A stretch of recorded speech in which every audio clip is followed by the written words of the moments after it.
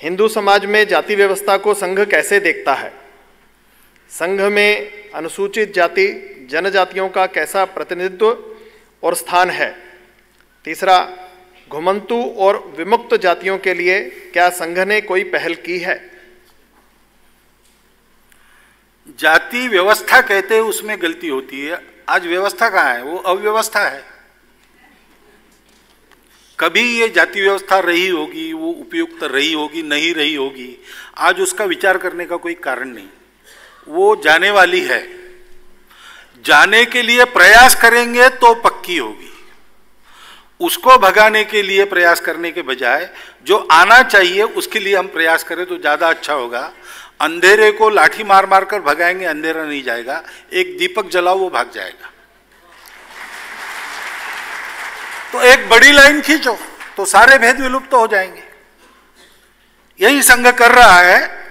और हम मानते हैं कि सामाजिक विषमता का पोषण करने वाली सभी बातें लॉक स्टॉक एंड बैरल बाहर जानी चाहिए। हम विषमता में विश्वास नहीं करते। ये प्रत्यक्ष आचरण में आने तक की यात्रा कठिन है, लंबी है, लेकिन वो करनी ही पड़ेगी और उस पर हमने कदम बढ़ाया है। संघ का काम जैसे जैसे बढ़ेगा और सर्वत्र पहुंचेगा, वैसे वैसे संघ के कार्यकर्ताओं में, अब ऊपर जाति का हमने निषेध किया और नीचे हम अनुसूचित जाति के कितने लोग हैं पूछ रहे हैं, इसलिए उत्तर देना जरा कठिन हो रहा है। लेकिन आज की दृष्टि से देखें तो जिनको हम अनुसूचित जाति जनजाति के मानते हैं उन बंधुओं का भी प्रमाण दिखने लगेगा। हम संघ में पूछते नहीं। एक बार मैं सरकार्यवाह चुना गया, पहली बार। हमारे सह सरकार्यवाह सुरेश जी सोनी, उनकी नियुक्ति हो गई। तो मीडिया ने चलाया कि ये भागवत गुट की विजय हो गई, लेकिन ओबीसी को रिप्रेजेंटेशन देना है, इसलिए सोनी जी को रखा है। तो मैंने सोनी जी को पूछा कि सोनी जी आप ओबीसी में आते हैं क्या? तो उन्होंने थोड़ा सा स्मितहास्य कर दिया, स्माइल कर दिया और उत्तर नहीं दिया। तो अभी भी मैं सोनी जी कहाँ आते हैं मैं नहीं जानता हूं। ये संघ में वातावरण है।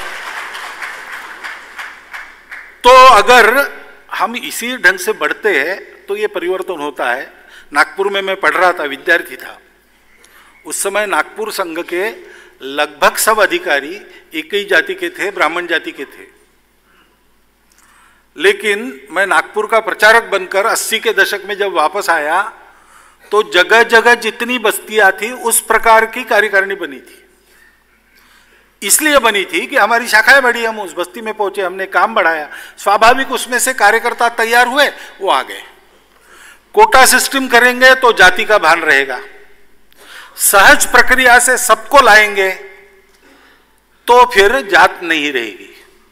सहज प्रक्रिया लाते समय लाने वालों के मन में यह भान रहना चाहिए, क्योंकि स्वाभाविक प्रवृत्ति मनुष्य की अपने जैसे को पकड़ने की होती है।